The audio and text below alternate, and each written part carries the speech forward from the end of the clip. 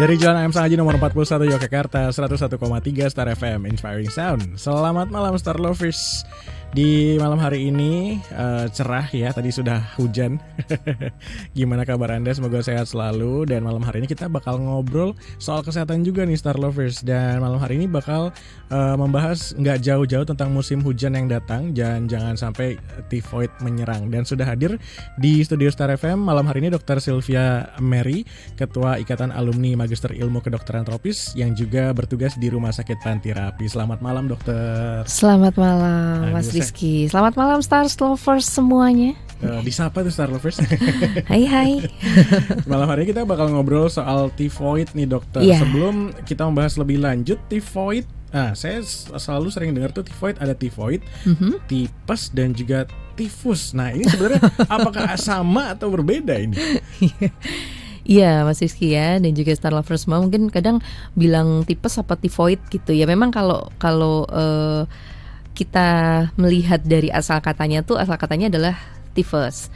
Tifus itu bukan artinya ya, dalam bahasa Latin dia smoky. Smoky itu kayak berkabut gitu pikirannya. Karena pasien yang mengidap tipes ini dia akan mengalami pengkabutan pikiran atau delirium gitu. Nah, itu yang kemudian menjadi asal katanya. Nah, kemudian kalau penyebabnya sendiri berbeda antara tifus dan tifoid. Jadi kalau di kata-kata atau glosari kedokteran itu oid itu artinya menyerupai atau like gitu ya. Nah, tifoid itu adalah tifus like atau seperti tifus. Gitu. Oh jadi beda seperti, ini. Beda ya. Beda. Kalau tifus sendiri memang penyakitnya ada sendiri, tapi kalau tifoid menyerupai tipes. Betul. Oh, jadi si tifus atau tipes itu sama, tipes, tifus itu sama. Nah itu disebabkan oleh rickettsia. Rickettsia itu bakteri yang dia itu menyerang kutu.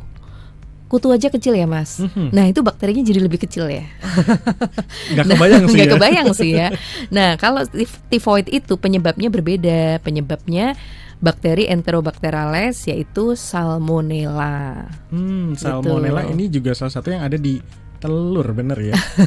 Ya, salmonella itu memang banyak di feses atau di kotoran, sehingga telur yang kadang kena klepretan gitu ya. Nah itu juga dibilang wah ini potensial ada salmonellanya gitu. Jadi memang salmonella ini bakteri yang memang banyak di saluran pencernaan gitu, yang sering mengkontaminasi feses atau kotoran. Oh gitu. Iya, jadi penyebabnya beda. Cuma memang gejalanya sangat mirip gitu. Jadi kadang orang bingung ini tifus tifoid. Tapi sekarang ketika kita bicara istilah tifus zaman sekarang itu sama dengan tifoid. Karena tipes itu yang karena rickettsia itu sangat amat jarang di Indonesia. Oke. Kalau proses penularannya sendiri, kalau demam tifoid ini sendiri, apakah juga sama dengan tipes atau ada perbedaan juga yang secara signifikan gitu? Kalau penularannya secara garis besarnya sama, yaitu lingkungan yang tidak higienik, lingkungan yang dengan sanitasi yang kurang baik, dan juga tempat atau pemukiman yang padat. Karena kan ini penularannya bisa dari orang ke orang gitu ya, kontaminasi feses atau fekal oral dari feses, kemudian mengkontaminasi makanan atau minuman, lalu masuk ke saluran pencernaan manusia dan berkembang menjadi penyakit kayak gitu. Jadi memang penularannya mirip dari lingkungannya. Tetapi memang beda ketika kita melihat lebih dalam, beda nih. Kalau tifus yang karena rickettsia kan ada di dalam kutu. Jadi manusia tuh bisa tertular ketika manusia tuh kena kutu gitu. Baik misalnya kayak melihara hewannya dia nggak dibersihkan, atau hewannya itu main sembarangan, nggak divaksin juga. Nah itu dia bisa contain atau ada kutunya itu, ada rickettsia-nya, dan bisa menyerang ke manusia gitu ya. Nah kalau tifoid ini tadi penularannya adalah fekal oral, dan dia disebabkan oleh bakteri Salmonella, terutama Salmonella enterica varian TV atau pendeknya itu Salmonella TV. Ya tapi ketika kita bicara tentang salmonella itu nggak ada hubungannya sama ikan salmon ya Mas. Walaupun ada depan saya salmon ya. Depannya salmon, tapi ini nggak ada hubungannya. Kalau salmon ya enak aja ya salmon. Jadi salmonella itu dinamakan salmonella karena penemunya namanya salmon gitu. Bakteri itu kan gitu Mas. Bakteri namanya apa itu karena penemunya namanya itu gitu. Oh iya, dinamakan berdasarkan si penemu ya. Iya. Gitu.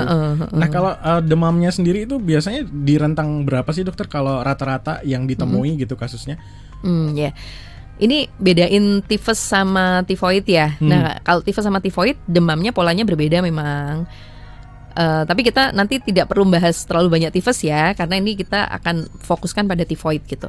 Nah pola demamnya tifoid dibandingkan dengan demam yang lain itu dia cukup khas, yaitu dia step ladder. Step ladder tuh awalnya nggak terlalu panas ya. Suhu normal manusia itu berapa Mas kira-kira Mas? Berapa ya? 30 ya? 30. 27, 28. Itu suhu AC. Suhu tubuh manusia itu sekitar 36,7 gitu ya. Ya. Nah, awalnya itu di 37, jadi belum terlalu naik nih. Tapi nanti semakin lama dia semakin panas, bahkan sampai 39 sampai 40. Dan demamnya itu naiknya bertahap. Jadi step ladder. Beda dengan demam, contohlah ya, demam influenza misalnya, atau demam denggi, demam berdarah. Dia demam mendadak tinggi. Jadi khas-khasnya demam karena virus itu dia mendadak tinggi gitu. Nah ini kan bakteri ya, dan khususnya bakteri tifus ini dia memang punya gejala-gejala yang khas. Salah satunya tadi step ladder. Kemudian orang kalau misalnya demam, biasanya kan dia otomatis metabolisme naik nih ya, jadi nafasnya jadi cepet, denyut jantungnya juga jadi cepet. Nah, si tifoid ini dia berbeda karena dia denyut jantungnya pasien tifoid yang suhunya naik itu tidak secepat denyut jantungnya orang yang harusnya di suhu itu. Jadi di situ namanya bradikardi relatif gitu istilahnya. Jadi kayak denyut jantungnya ini harusnya ikut naik ketika suhunya naik, tapi ketika kena salmonellosis atau kena tifoid ini, dia denyut jantungnya malah cenderung biasa dengan suhu yang naik. Itu tanda khasnya yang kedua. Kemudian tanda berikutnya adalah, nah ini karena memang bakterinya ini menyerang saluran pencernaan, jelas dong pasti ada gejala pencernaan ya, mulai dari mual. Kemudian ini menarik, ada yang gejalanya diare, ada yang gejalanya konstipasi. Jadi dua mata uang yang berbeda gitu. Nah biasanya yang lebih ke diare biasanya anak-anak, yang ke konstipasi biasanya orang dewasa. Tapi itu juga sangat tergantung sih ya, tidak selalu seperti itu. Itu jadi ada gejala pencernaannya ditambah dengan gejala seluruh tubuh yang lain. Dan ada lemesnya, ada nanti ada kayak bercak-bercak merah di batang tubuh gitu. Nah kalau misalkan tadi demam atau denyut jantungnya itu normal, seperti normal begitu ya, mendekati normal suhu tubuh. Ya tidak normal banget, tapi tidak setinggi seharusnya. Tidak setinggi seharusnya, itu berarti bisa jadi apa ya, semacam kalau clue. Clue kalau misalkan kita sakit gitu, itu denyut jantung kita kalau demam biasa itu langsung meninggi gitu, kalau enggak itu bisa jadi itu tifoid, atau perlu ada semacam pemeriksaan lebih lanjut dokter? Oh iya, kalau pemeriksaan lebih lanjutnya iya. Dan diagnosis sebuah penyakit itu biasanya kan sindrom, jadi kumpulan gejala-gejala gitu. Kalau dari 1 atau 2 gejala itu belum langsung konklusi ke arah itu, walaupun menuju ke sana gitu ya, dicurigai, istilahnya diagnosis bandingnya apa aja gitu Mas. Jadi selain itu kan sering ya kayak lidahnya bercak-bercak tuh gitu ya. Nah lidah kotor atau geographic tongue ya, itu juga menjadi salah satu tanda khasnya. Oke. Ada anggapan yang kalau orang bilang bahwa kerja terlalu keras itu juga bisa menyebabkan demam tifoid, itu benar nggak dokter? Ya tadi setelah kita klarifikasi ya, berarti kan kalau penyebabnya, definite cause-nya itu ya bakteri gitu. Nah kemudian kalau dilihat secara lebih besar lagi, bakteri ini bisa menyerang ke tubuh jika kondisi tubuh kita lemah. jika kita kurang istirahat, jika kita makannya nggak teratur gitu, sehingga ya itu tadi banyak hal yang bisa membuat kondisi tubuhnya ngedrop, sehingga terus ditarik kesimpulannya tengahnya ini dilompatin gitu, jadi langsung capek tifoid. Padahal kan jalurnya agak panjang nih, capek, daya tahan tubuh menurun, makannya sembarangan, kena bakteri, jadilah tifoid gitu kan. Tapi yang diambil ujung ke ujung nih. Gitu. Cari gampangnya shortcutnya gitu. Tapi memang semua penyakit seperti itu kan ya. Maksudnya ada Iya. Kalau yang kena karena bakteri itu juga ada kayak kondisi lemah, kemudian karena kurang istirahat dan lain-lain itu juga seperti itu ya. Iya, faktor pencetusnya ya. Faktor pencetusnya. Oke, buat Star Lovers yang pengen bertanya, Anda bisa langsung WA di 0818621013. Jadi kalau misalkan Anda punya pertanyaan atau juga punya keluhan juga bisa langsung bertanya. Dan juga via Instagram @startjogjafm juga saya buka untuk Anda yang ingin bertanya. Dokter, nanti kita kembali lagi setelah yang berikut ini. Nanti kita bakal ngobrol lagi. Dan juga buat Star Lovers sekali lagi 0818621013. 101,3 Star FM Inspiring Sound, masih di bincang spesial bersama Dr. Sylvia, yang malam hari ini kita ngobrolnya soal demam tifoid nih, Star Demam Lovers. tifoid. Betul banget nih dokter. Dokter, tadi juga sudah disampaikan mengenai gejala secara umum ya. Nah, kalau misalkan seseorang terkena penyakit tersebut, mungkin ada tanda-tanda yang tadi mengarah ke seperti itu. Nah, sampai seperti apa ketika seseorang itu sepertinya harus segera dirujuk ke rumah sakit gitu? Sebelum sampai ke gejala, kadang ketika seorang itu mulai nggak enak badan, karena kalau tifoid ini dia inkubasinya agak lama Mas, jadi kayak nggak kayak flu yang sehari 2 hari ketemu dengan teman yang flu, kita pas lagi ngedrop gitu ya, terus langsung ketularan gitu. Kalau tifoid agak lama, kadang sampai 5-7 hari, bahkan ada yang 10 hari inkubasinya, itu baru terus ada gejala. Jadi kadang orang udah nggak ngeh, aku habis ngapain ya gitu. Nah, biasanya gejala yang pertama tuh badannya nggak enak banget gitu ya, lemes, terus mulai ada gejala demamnya, sakit kepalanya, terus mual, muntah kayak gitu. Nah kadang orang wah ini masuk angin biasa nih gitu. Nah ketika itu menjadi bertambah berat, terutama keluhan pencernaannya dengan dugaan ke arah tifoid gitu ya, apalagi kayak seminggu yang lalu aku makan, atau seminggu ini aku makannya agak jorok nih gitu ya kadang ya. Nah itu lebih baik segera ke layanan kesehatan. Karena berbeda dengan influenza yang dia self-limiting disease atau penyakit yang bisa sembuh sendiri ketika sistem imun itu naik.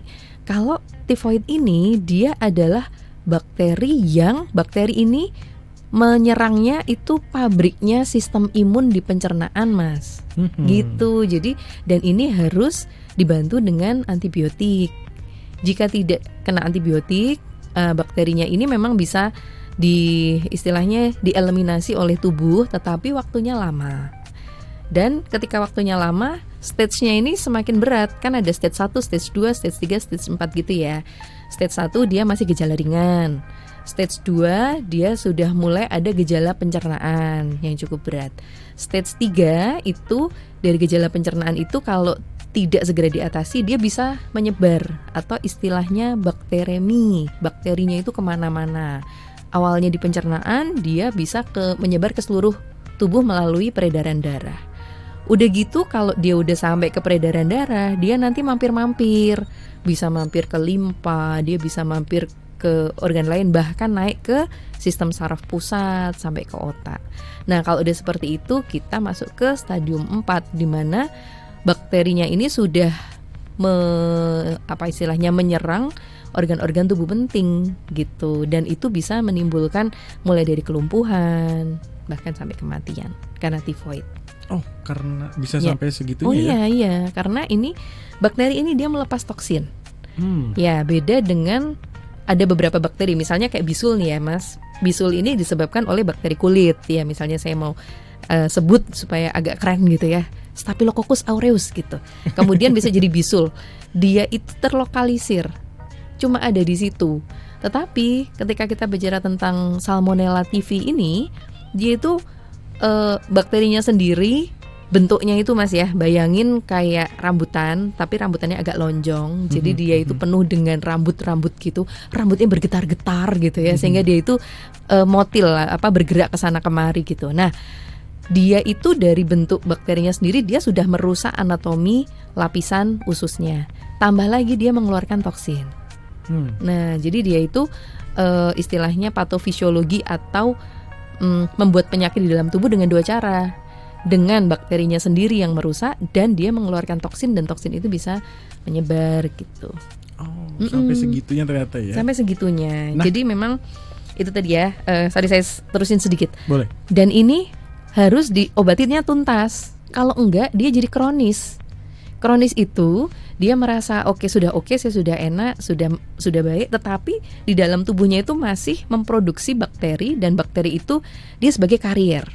Dia sebagai pembawa. Dia sendiri tapi mohon maaf nih ya, di fesesnya itu mengandung bakteri itu, sehingga dia nanti bisa mengkontaminasi kamar mandi. Apalagi misalnya kamar mandi itu dipakai bergantian, lalu orang yang ke kamar mandi tidak cuci tangan, lalu pegang-pegang dan segala macam. Ya sudah gitu. Sampai segitunya. Sampai segitunya. Jadi tifoid ini memang pas banget untuk dibahas, karena ya kayaknya tipes gitu ya, kecapean, tipes nanti sembuh lagi. Tapi enggak, ada beberapa teman saya yang almarhum karena tifoid, Mas. Karena tifoid. Ini juga memang perlu diwaspadai ya, terus ya.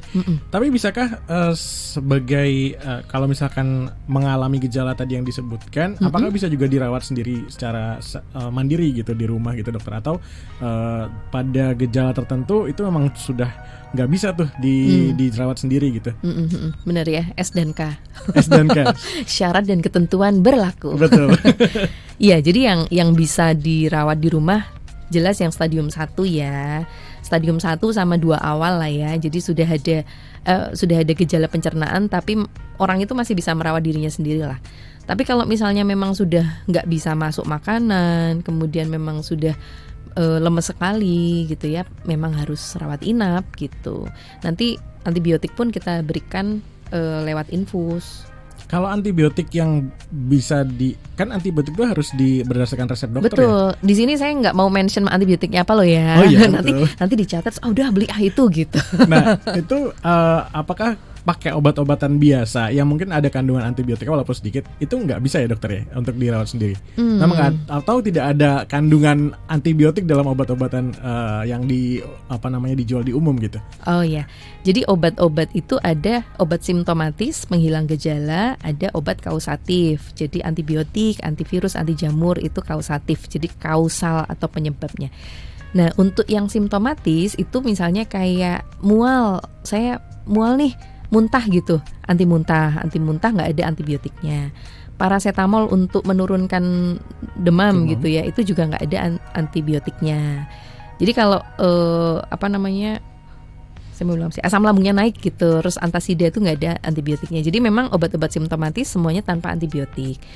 Nah kalau misalnya dokter itu melihat ini pasien masih bisa walk in atau masih bisa rawat jalan, itu akan diberikan antibiotik yang bisa diminum atau antibiotik oral gitu. Oh. Ada. Kalau harus rawat inap memang harus disuntik ya antibiotiknya gitu ya? Iya, nanti kita lihat kondisinya. Kalau udah terpasang infus ya biasanya lebih mudah kita, dan lebih precise dosisnya kita masukkannya lewat jalur intravena atau lewat infus gitu, Mas. Oke, ini tadi juga disampaikan di awal bahwa musim hujan datang. Ini ada kaitannya nggak dokter dengan tifoid ini sendiri gitu? Kenapa seperti ada berkaitan nih dokter? Iya, ada berkaitan. Jadi sebenarnya si Salmonella ini sebagai bakteri penyebab tifoid ini, dia kan ada dalam istilahnya sampah atau kotoran ya, dari kotoran kayak gitu. Nah seperti layaknya semua kuman itu biasanya kalau ada air itu dia akan mempermudah mobilitas toh. Jadi yang pertamanya dia fix di sini karena ada aliran air dari sini ke bawah lah sampai sana gitu. Nah apalagi kita bicara bukan hanya salmonella nih sebenarnya, nanti ada bakteri vibrionya, kolera, penyebab kolera, bakteri Shigella dan sebagainya. Jadi sebenarnya air hujan ini dia akan mempermudah kuman-kuman yang awalnya isolated di sini, dia bisa jalan kemana-mana gitu. Itu sebenarnya. Jadi memang kalau misalnya habis kehujanan, memang paling aman itu ya guyur dengan air bersih, lalu ganti bajunya semuanya kalau udah sampai rumah. Ataupun kalau misalnya kehujanan, mau makan ya cuci tangan, cuci kaki, bukan berarti terus wah udah kehujanan nih, ya udahlah udah basah kok tangannya, berarti udah sama dengan cuci tangan gitu. Salah. Gitu. Tapi boleh nggak sih dokter ketika habis kehujanan kemudian kita mandi dengan air hangat, itu disarankan atau sebenarnya ya boleh-boleh aja sebenarnya gitu? Ya nyaman aja kan, tapi sebenarnya kuncinya bukan di air hangatnya, tapi di air bersihnya. Air bersih. Air bersih ya. Air bersih. Yang jadi catatan. Mau suhu biasa pun enggak apa-apa. Karena itu suhu biasa pun tetap lebih hangat kok dibandingkan suhu hujan kalau malam. Oke, benar-benar. Nah, apakah tifoid ini sendiri menyerang kelompok usia tertentu atau kelompok masyarakat tertentu, atau bisa menyerang siapa aja yang terkena bakteri ini, dokter? Iya, Mas. Jadi memang kadang Star Lover mikirnya wah ini menyerangnya anak-anak aja nih ya, atau menyerangnya orang dewasa aja gitu. Ini bisa semua lapisan usia dengan semua dari semua latar belakang lah ya. Karena memang Salmonella ini dia kan bisa mengkontaminasi apapun ya. Jadi katakanlah di rumah makan gitu, rumah makan yang memang sudah sangat bagus, tapi kebetulan chefnya itu dia sebagai karier salmonella, itu dia juga bisa mengkontaminasi makanan yang disiapkan.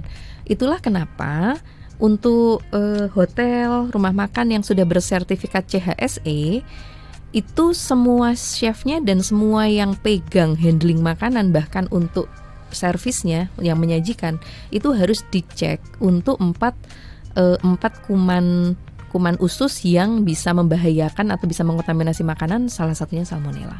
Itu 6 bulan sekali harus cek. Oh, ada ketentuan itu ya? Karena langsung berhubungan dengan makanan. Dan menyajikan ke orang lain juga ya. Betul. Yang ada kemungkinan carrier gitu ya. Iya, jadi make sure bahwa kita bukan carrier, apalagi kita setiap hari menyajikan makanan gitu ya. Nah, itu kita cek.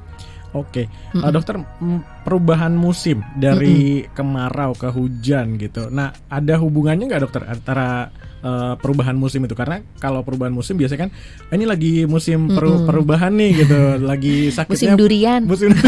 Itu enak sih dokter. Ini musim durian. Iya benar-benar, sama musim mangga dokter. Iya benar.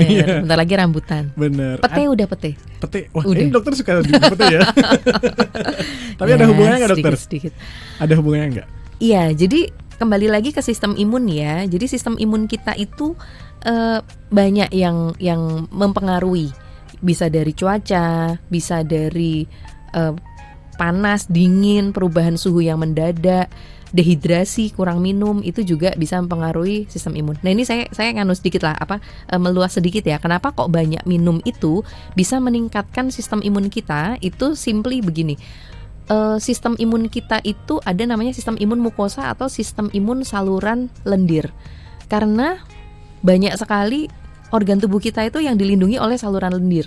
Mulai dari saluran nafas, saluran pencernaan itu panjang banget ya, dari mulut sampai ke anus. Kemudian ada saluran urogenital, itu untuk yang pipis gitu ya. Nah, itu semuanya itu lapisan mukosa atau lapisan lendir. Dan itulah yang menjadi barrier utama tubuh kita, Mas Rizky. Nah, ketika kita banyak minum, maka layer atau lapisan yang melindungi lapisan itu akan semakin tebal. Nah, kalau dia semakin tebal, kalau ada virus, bakteri, jamur nyasar akan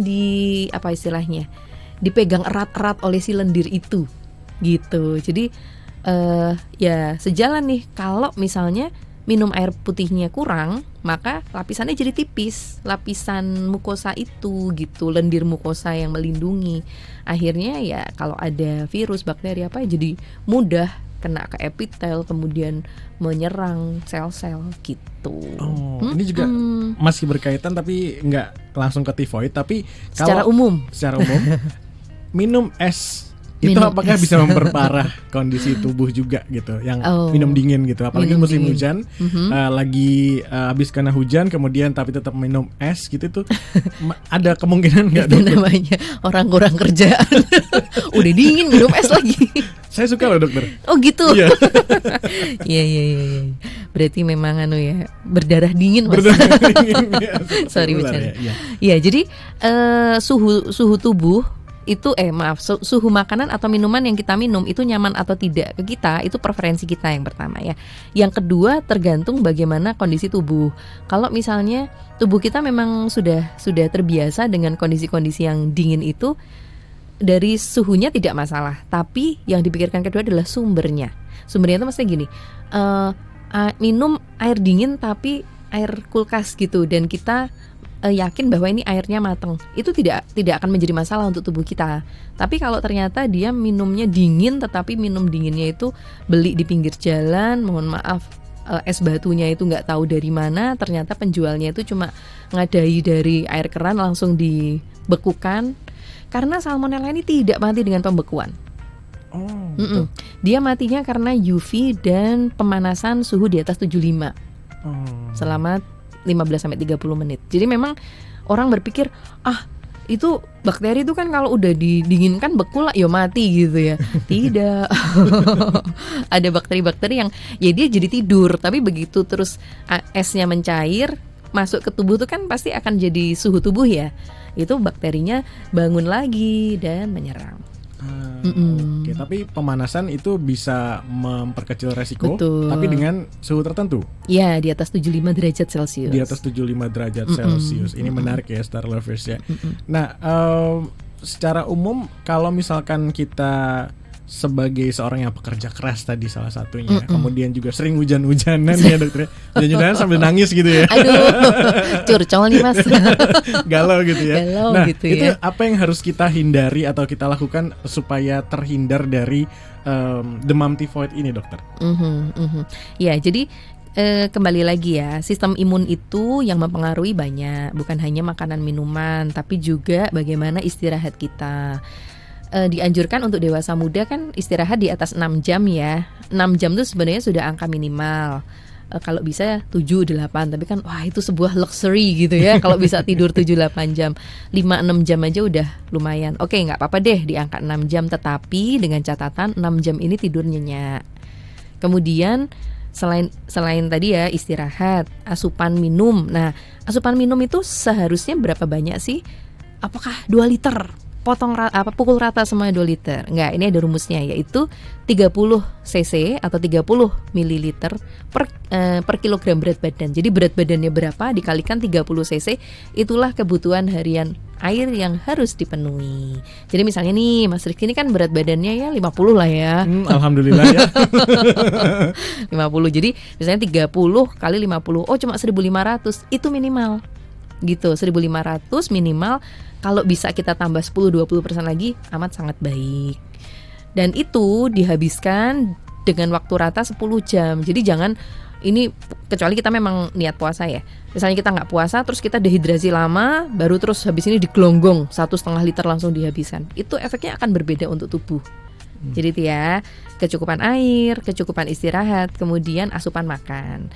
Asupan makan ya jelas lah, saya tidak perlu terlalu panjang di situ. Yang penting makannya teratur, cukup zat gizinya, makro maupun mikronutrien.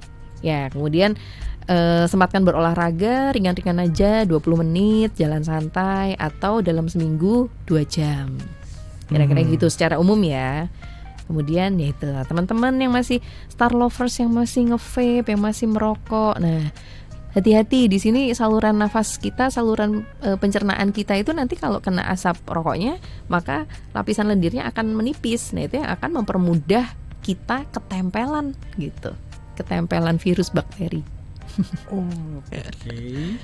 Jadi kemasukan ya, tanda petik.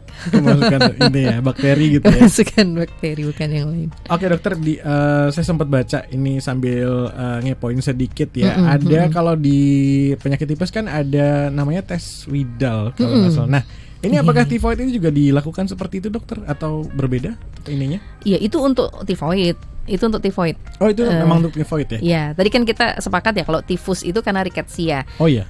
Kalau tifus yang karena rickettsia, pemeriksaannya itu pemeriksaan imunoserologi dengan IVA dan dengan PCR. Ya, ada di beberapa laboratorium, tetapi memang tidak di semua rumah sakit karena rickettsia memang agak jarang. Kalau tifoid itu kita melihat antibodi. Nah, titer antibodi itu dulu dengan pemeriksaan Widal. Tapi sekarang pemeriksaan Widal tidak terlalu dipakai karena kalau dicek Widal, semua orang Indonesia 90% positif Widalnya. Karena kita itu tubuhnya kuat sekali. Minimal dalam hidup kita itu sekali 2 kali itu kena salmonella lah. Tapi karena tubuh kita itu sistem imunnya baik, dia tidak sampai terjadi gejala gitu ya. Nah, kalau di tes Widal itu dia nanti akan positif walaupun titer positifnya rendah. Jadi sekarang Widal tidak terlalu dipakai, kita pakainya imunoserologi yang lain. Oke, baik.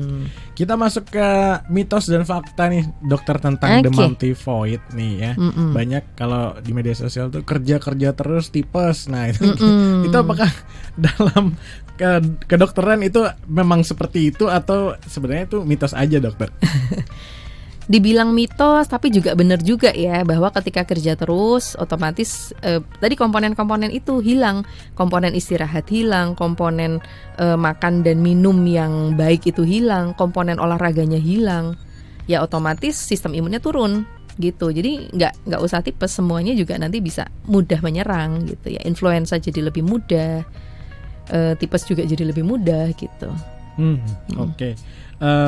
Yang berikutnya, terlalu sering begadang untuk bekerja itu bisa menyebabkan tifoid. Nah, dokter. Ya, sama kayak yang tadi. Jadi sama, terlalu sering begadang. Jadi gini, batas kita untuk merem itu sebenarnya jam 11 kalau bisa udah tidur, Mas Rizky. Karena mulai jam 11 kayak mall tutup itu kan begitu ditutup terus orang tuh bersih-bersih ya, CS-nya bersih-bersih. Sama tubuh kita juga. Jadi jam 11 malam begitu udah kita tutup mata gitu, langsung tubuh kita tuh detoksifikasi. Gitu detoksifikasi, selesai jam 1 malam. Jadi kalau bisa antara pas tubuh kita bersih-bersih jam 11 malam sampai jam 1 malam, jam 2 malam itu kita shutdown. Semi koma. Tidur itu kan semi koma ya. Jadi kalau bangun tidur bersyukurlah, aku masih bangun gitu. Nah, jadi jam 11 sampai jam 2 itu kalau bisa kita dalam kondisi shutdown. Nah, gimana nih kalau orang yang kerjanya shift gitu? Ya, berarti itu disadari bahwa untuk komponen tidur itu sudah tidak bisa ideal sehingga kita bisa perkuat di komponen-komponen lain itu tadi.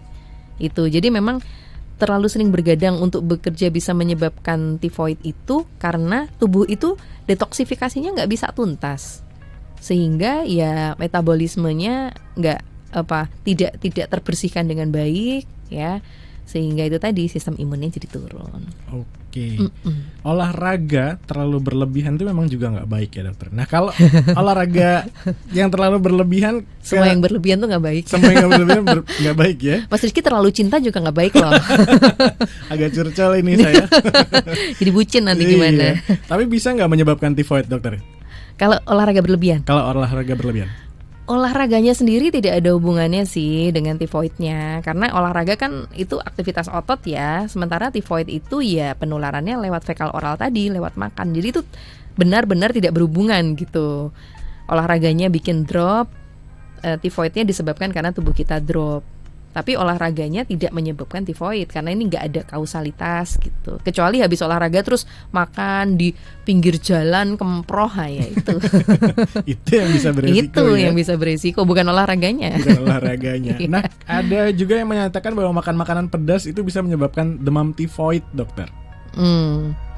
Makan makanan pedas, yang makanan pedasnya tuh dibeli sembarang barang kaleng gitu ya di pinggir jalan, ya memang bisa menyebabkan tifoid. Tapi pedasnya sendiri tidak menyebabkan tifoid. Pedasnya menyebabkan hiperasiditas atau meningkatnya asam lambung. Tapi ya meningkatnya asam lambung bukan berarti terus kena tifoidnya tuh yang enggak. Gitu. Memang gejalanya mirip karena kan tifoid itu juga ada mualnya, ada muntahnya. Nah, mungkin orang ingatnya tifoid itu mual muntah. Jadi, jangan makan pedas loh ya, nanti jadi mual muntah, jadi tipes gitu. Nah, juga ada yang lagi diet. Nah, kemudian diet ketat itu diperlukan saat terkena demam tifoid dan seperti hanya makan bubur aja gitu. Itu gimana, dokter? Kalau itu benar. Itu benar. Benar. Jadi tadi ya, tubuh kita itu punya sistem imun mukosa yang luar biasa, terutama ada di usus ya. Itu namanya lempeng peyeri. Wah gitu ya. Lempeng peyeri. Lempeng peyeri. Utuh peyek ya. Saya langsung kebayang peyek. Ya, bukan. Aku juga ngomong gitu sambil bayangin peyek. Tapi bukan ya. Atau plak peyer. Nah, plak peyer ini adalah sebuah apa istilahnya? Markas besar. Markas besar di situ isinya segala sel yang pertama dia sortir. Kita itu setiap hari itu kan makan ada 300-an macam protein dan sesuatu yang kita nggak sadari ya Mas. Nah itu yang nyortir itu usus kita itu. Ada sel M dan itu ada di plak peyer juga. Nah dia pertama nyortir. Oh ini protein aman, oh ini protein nggak bikin alergi, oh ini alergi. Nah itu dari segi proteinnya. Kemudian ada yang nyortirnya berdasarkan oh ini bakteri yang cemen, oh ini bakteri yang agak ganas. Nah di situ disortir di plak peyer itu. Nah sehingga ketika dan salmonella itu dia menyerang plak peyer itu, dia merusak apa anatomi dari lempeng peyek itu tadi, lempeng peyeri itu tadi, sehingga tubuh kita sudah kehilangan kemampuan untuk bisa menyortir yang masuk.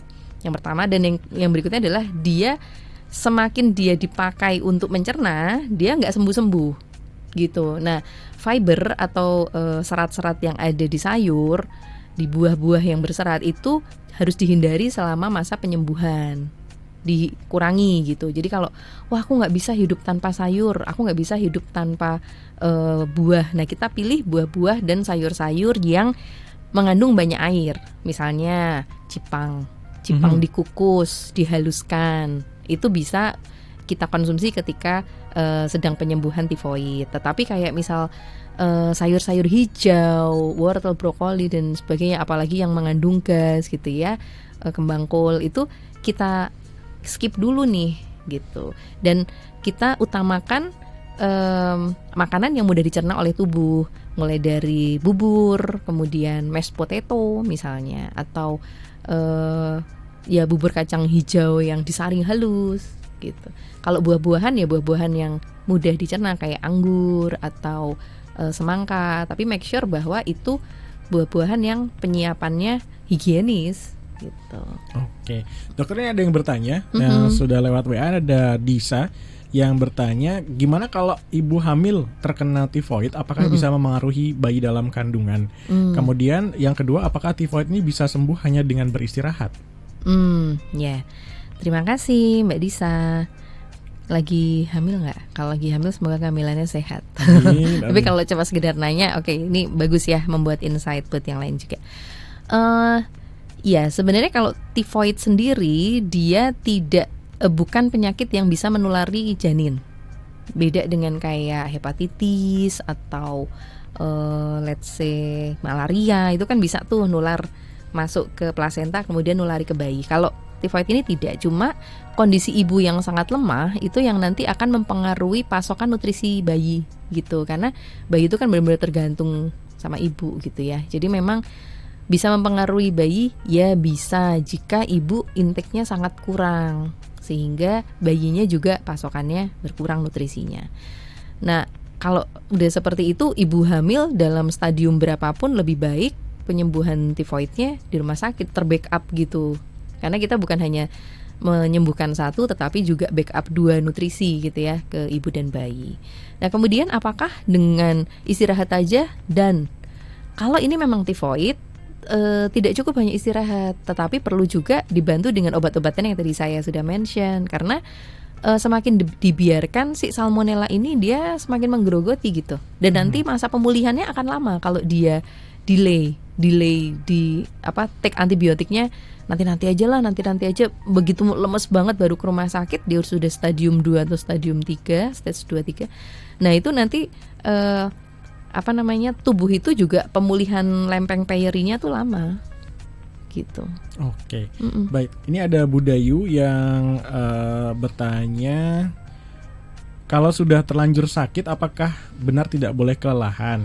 Kemudian pertanyaan yang sama juga sama dari Imo di Bantul, kalau sudah kena penyakit apakah kemudian jadi kebal dan tidak bisa terkena lagi? Ini Budaya juga bertanya hal sama, bisa sakit berulang kah? Oke, Yang nice, pertama nice. tidak boleh kelelahan nih dokter kalau sudah terlanjur sakit. Oh gitu ya. Jadi ada yang bilang kalau udah kena tipes, nanti kalau kecapean tipesnya kumat gitu ya. Ya itu tadi ya, kembali lagi karena plaque payer itu adalah satu markas besar yang dia di situ sistem imun kita. Jadi memang kalau sekali orang udah kena tifoid dan penyembuhannya itu bervariasi ya, mulai dari sembuh 80%, sembuh 90%, sembuh 100%. Nah kalau sembuhnya itu belum 100%, terus sudah dipakai kerja lagi, ya otomatis dia jadi lebih rentan lagi gitu untuk kembali situasinya perutnya nggak enak gitu. Itu satu. Jadi memang kita terus perlu menakar tubuh kita. Kecapean itu kan relatif ya. Mau orang bergadang sambil duduk jadi capek atau jalan cepat jadi capek dan sebagainya. Nah, itu yang perlu ditakar oleh masing-masing pasien yang sudah pernah kena tifoid gitu. Nggak ngapa-ngapain juga capek dokter ya. Biasanya gitu ya. Nggak ngapa-ngapain itu dia tapi tetap mikir Mas. Mungkin itu yang bikin capek. Capek pikiran. Capek pikiran ya. Nah itu tadi yang pertanyaan kedua, apakah ketika sudah pernah terkena itu kebal? Ya, tidak otomatis demikian ya. Memang ada infeksi-infeksi yang one in a lifetime. Misalnya cacar air, nah itu one in a lifetime. Tapi kalau tifoid kita mau kena 10 kali dalam hidup ya bisa. Jadi tidak ada kekebalan, kecuali memang kekebalan itu disengaja dengan vaksin. Tifoid kan ada vaksin ya. Tetapi vaksinnya itu juga bukan yang sekali seumur hidup, tetapi harus dibooster setiap beberapa waktu sekali. Nah, kalau kekebalan yang didapatkan dari vaksin itu kan dia sudah dengan dosis tertentu, itu bisa mencegah jika terkena salmonella itu bisa lebih ringan gitu dibandingkan tidak divaksin. Tetapi kalau misalnya apalagi kalau vaksin itu kan dosisnya nggak sampai bikin sakit, tapi cuma sampai bikin tubuh kita tuh punya memori gitu sama si bakteri itu. Nah beda dengan orang yang sudah kena beneran. Kalau orang yang sudah pernah kena beneran, otomatis kan nanti sistem imunnya juga akan terganggu gitu ya. Saya ulang lagi tuh si sel M, si plaque payer itu menjadi satu gerombolan sistem imun yang luar biasa di tubuh kita gitu. Nah kalau orang sudah kena itu, dia bisa kena lagi. Nah kalau udah kena yang kedua, ketiga, nanti semakin berat juga potensi kerusakannya, tanda petik kerusakan di situ. Oke, ini sekaligus tadi menjawab pertanyaan dari Ahdan di Jogja yang tanya kenapa demam ini sering terjadi pada anak dan apakah sudah ada vaksinnya? Ada vaksin tapi memang tidak dari bayi ya. Nanti silahkan dikonsultasikan pada dokter anak Anda. Biasanya mungkin dianjurkan mulai usia 2 tahun. Mulai usia 2 tahun ya. Oke, berikutnya dokter ada Alfa di Sardono Harjo. Dok, kemarin teman kantor saya itu. Teman kantor saya katanya kena tipes sampai inap 1 minggu. Tapi kok gejalanya malah seperti gejala tifoid yang dokter katakan. Jadi sebenarnya apakah kalau orang yang sering orang bilang kena tipes itu penyakit sebenarnya apa ya dok? Kemudian apakah seorang dokter bisa salah dalam mengidentifikasi penyakit pasiennya? Iya. Jadi tadi ya tipes oke lah kalau sekarang kita ini aja lah kita kasih keringanan. Kita paham bahwa tipes sama tifoid itu sebenarnya yang dimaksud adalah tifoid gitu. Tapi orang kadang bilangnya tipes, tifoid gitu. Nah sekarang yang sudah kita luruskan ya berarti yang tipes itu ya sama dengan tifoid gitu. Yang penyebabnya adalah salmonella. Nah itu ya satu. Kemudian yang kedua, gejalanya kok mirip tifoid? Ya memang tifoid kok. Cuma kadang penyebutannya tuh tipes. Gitu. Terus apa salah gitu ya? Ya sebenarnya nggak salah tapi kurang tepat aja. Mulai sekarang semua Star Lover yang ikut mendengarkan malam hari ini ya kalau bilang tipes ya tifoid gitulah ya. Oke. Nah terus apakah dokter bisa salah? Sebenarnya bukan salah tapi gini ya. Namanya perjalanan penyakit itu, kalau misalnya pasien itu berobat ke kita ketika gejalanya masih minimal, ini kan kita sambil pantau nih gitu. Jadi observasi, kadang kita memang bilangnya observasi nih. Observasi itu karena kita ada diagnosis bandingnya. Demam, demam tuh bisa demam ke arah denggi, bisa demam ke arah influenza, bisa demam ke arah tifoid, bisa demam ke arah infeksi saluran kencing misalnya, atau demam-demam yang lain, itu kan banyak banget. Nah, jadi dengan adanya gejala-gejala yang lain itu akan semakin mempertajam atau memfokuskan ini diagnosisnya apa. Nah, itu bisa digali dari riwayat. Kemudian dari riwayat kita ke pemeriksaan fisik. Dari pemeriksaan fisik lalu kita bantu dengan pemeriksaan penunjang. Bisa dengan laboratorium, bisa dengan pemeriksaan pencitraan, misalnya USG atau rongsen jika perlu gitu ya.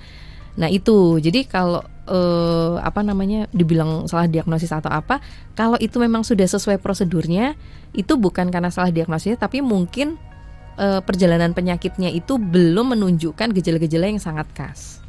Gitu, Mas. Oke, baik.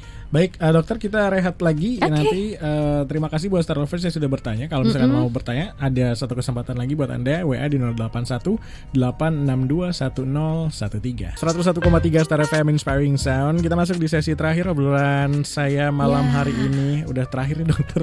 Wah, aku nggak mau pulang. Aku nemenin Mas Rizky.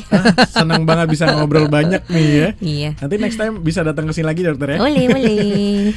Dokter, sesi terakhir ini boleh disampaikan buat Star Lovers gimana mencegah penyakit tifoid ini, dan juga mungkin apa yang harus dilakukan buat Star Lovers.